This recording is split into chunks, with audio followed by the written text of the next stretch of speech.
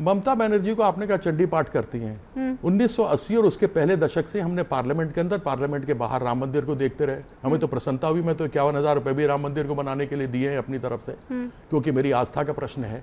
लेकिन आस्था केवल एक का हो जाए वह तो उचित नहीं है ना। आस्था तो पूरे हिंदुस्तान में रहने वाले सभी हिंदुओं का है। दूसरी बात यह है कि आप पार्लियामेंट से लेकर आज तक कभी देख लीजिए, राम मंदिर बनाएंगे, यूपी में चले जाइए, वहां लोग बात करते हैं, वहां जब कोई कहते हैं तो बुरा लग जाता, कहता मैं कुछ बताता हूं तो बुरा लग जाता है। ममता दीदी अगर चंडी पाठ करें तो सबसे बुरा लग जाता है कि वो क्यों कर रही हैं। अरे साहब, सब लोग करते हैं, सब जगह करते हैं, शुरू से कर रहे हैं, पार्लियामेंट में कर रहे हैं, विधानसभाओं में कर रहे हैं। अभी क्या हो रहा है? अभी जाके शिलान्यास करके आए राम मंदिर के, उसके ऊपर योगी आदित्यनाथ जी, तो उसके ऊपर क्या नहीं होगा? तो जब जो जिसके मन में विचार है वो अवश्य करे। मेरा केवल एक बात कहने का था कि जो संविधान के सबसे उच्च पद के लिए लड़ाई लड़ रही हैं, उनको अपने आप किसी जाति या धर्म में नहीं बांटना चाहिए। मैंने केवल इतना कहा, उसके अंदर क्या खराबी कर दी साहब? मैं तो 1 मिनट से पहले खत्म कर दिया आपकी बात। नहीं कीर्ति साहब, मैं अभी भी इंतजार कर रही हूँ। मेरे सवाल का आपने जवाब नहीं दिया। आप कह रहे हैं सब करते आए हैं, तो जब उन्होंने पाठ किया है, आपने ममता जी का पूछा, मैंने जवाब दे दिया। उसके बाद क्या पूछा मुझे मालूम ही नहीं। मैं देखिए, मेरा सवाल आपने सुना नहीं ना सर, मैं दोबारा कह रही हूँ। क्या बोलिए ना? क्या? हाँ, मैं सवाल ये कह रही हूँ सुनाइए ना। कि अगर द्रौपदी मुर्मू कहती है मैं हिंदू हूँ, तो आप ये कहते हैं अनुचित है। लेकिन ममता बनर्जी जब प्लेटफॉर्म से चंडी पाठ करती हैं तो वो अनुचित नहीं है, वो ठीक है।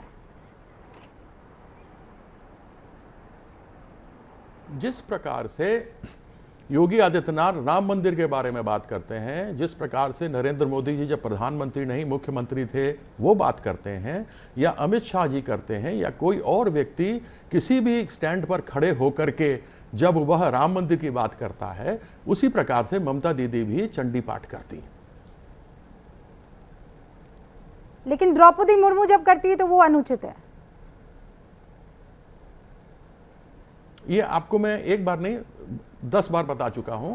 जब कोई संविधान के पद के लिए चुनाव लड़ रहा हो, जो संविधान के लिए सर्वोच्च पद के लिए चुनाव लड़ रहा हो, जो वहां उस पद पर बैठना चाह रहा हो, राष्ट्रपति के पद पर, राष्ट्रपति किसी धर्म या किसी जाति का नहीं होता, या अनुसूचित जाति का नहीं होता। ऐसे में उस व्यक्ति को नहीं बोलना चाहिए। मैंने केवल ये कहा है, इसके अलावा थोड़ा ना कहा कि मुझे दुख है। मैं खुद हिंदू हूं, मुझे खुशी है कि अगर उन्होंने आदिवासी छोड़ करके हिंदू बन गए, बड़ी अच्छी बात है, बड़ी प्रसन्नता की बात है। कि मुख्यमंत्री कहें, गृह मंत्री कहें, प्रधानमंत्री कहें, ये सब अलग बात है। लेकिन जब आप संवैधानिक पद की उम्मीदवारी के लिए खड़े हैं तब आप कहें हिंदू, तो गलत है, अनुचित है। राम माधव जी, माधव आनंद, रूबिका जी, सबसे पहले आपके चैनल के माध्यम से, रूबिका जी, आपके चैनल के माध्यम से सबसे पहले मैं एनडीए के उम्मीदवार को अग्रिम बधाई देना चाहता हूं। जो आपने आंकड़ा बताया और जिस तरह के क्रॉस वोटिंग हुए हैं, उससे तो ऐसा लगता है कि उनकी जीत जो है निश्चित है। तो मैं अग्रिम बधाई देना चाहता हूं। और जहां तक बात आपने कही, विपक्षी एकता की बात आपने कही, देखिए विपक्ष कब एकजुट होगा? जब उसके पास नेतृत्व होगा। जब सही नेतृत्व नहीं होगा, एक करिश्मेटिक लीडर नहीं होगा, तो विपक्ष एकजुट कभी नहीं हो सकता है। लोकतंत्र में विपक्ष मजबूत हो, ऐसा भारत सरकार यानी एनडीए की सरकार भी चाहती है, हम सब लोग चाहते हैं। लेकिन विपक्ष एकजुट तभी होगा जब उसके पास कोई ऐसा नेता आएगा जो सबको साथ में लेके चलने की उसमें क्षमता हो। अभी विपक्ष नेतृत्व विहीन हो चुका है। विपक्ष में आपस में ही इतनी लड़ाई है। सब 2024 के प्राइम मिनिस्टरियल कैंडिडेट हैं। आप जितने नेता की बात आप कर लीजिए, चाहे अखिलेश यादव की बात कर लीजिए, राहुल जी की बात कर लीजिए, ममता दीदी की बात कर लीजिए, सब कहीं ना कहीं अपने आप को प्राइम मिनिस्टर के कैंडिडेट के रूप में 2024 में देख रही हैं। तो विपक्ष एकजुट कैसे हो पाएगा? विपक्ष कभी एकजुट नहीं हो सकता।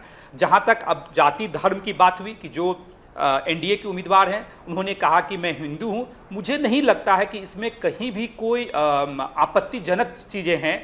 जो हैं उन्होंने बताया। और जाति धर्म एक ऐसा चीज है जो किसी से छिपाया नहीं जा सकता। आप जिस धर्म के होते हैं वो पब्लिक डोमेन में होता है, और पूरे भारतवर्ष की जनता जानती है, समझती है कि वो किस जैसे धर्म को मानने वाली है और किस संप्रदाय और किस मजहब से है। तो मुझे कहीं भी नहीं लगता है कि उसमें उन्होंने कुछ आपत्तिजनक ऐसा कुछ कहा है जिसपे ये डिस्कशन भी होना चाहिए।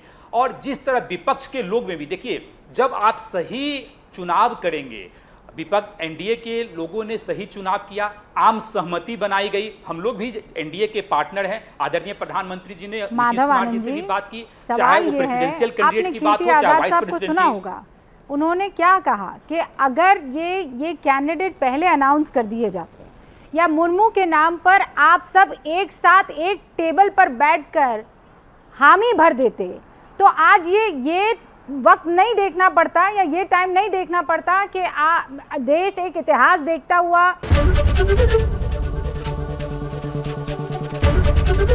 एबीपी न्यूज़ आपको रखे आगे।